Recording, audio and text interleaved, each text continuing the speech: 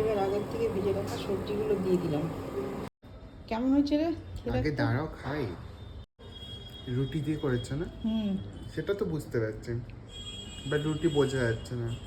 কিছু বাসি রুটি ছিল, তো আমার হাজব্যান্ড কিছুতেই রুটি বাসি কোনোদিনও খায় না, তো বললো যে রুটি যদি বাসি থাকে তাহলে সেটাকে কিছুভাবে করে দিয়ে খাওয়া যায় না। তখন আমি বাসি রুটিগুলোকে, সবজিটা আমি ভেজে রেখেছি, এর মধ্যে আলু গাজর বিনস রয়েছে, আর রুটিটাকে ঠিক আমি এখানে কিছু কিছু করে কেটে নিয়েছি। প্রথমে আমি কিছুটা পেঁয়াজ দিয়ে দিলাম, এর সাথে ক্যাপসিকাম দিয়ে দিলাম,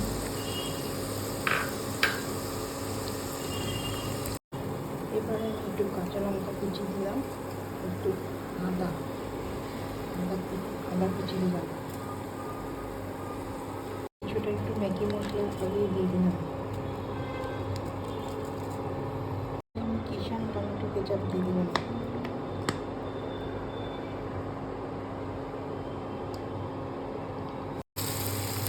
এবারে আমি রুটিগুলো সব দিয়ে দিলাম।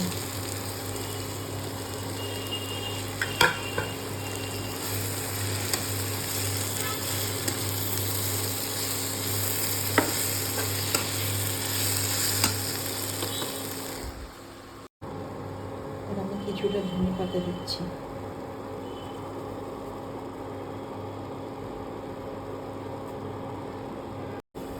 এবার স্বাদ অনুসারে একটু নুন দিয়ে দিলাম। এবার আগের থেকে ভেজে রাখা সবজিগুলো দিয়ে দিলাম। কেমন হয়েছে রে? আগে দাঁড়াও খাই লঙ্কাটাকে।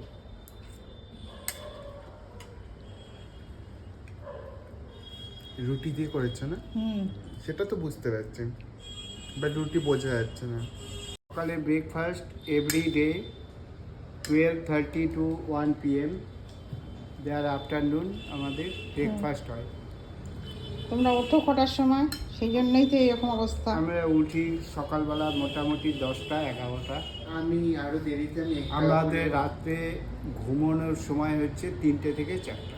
আর আমি উঠি আরও দেরিতে। আমি একতা কাপুরকে ফলো করি, আইডিয়াল মানি।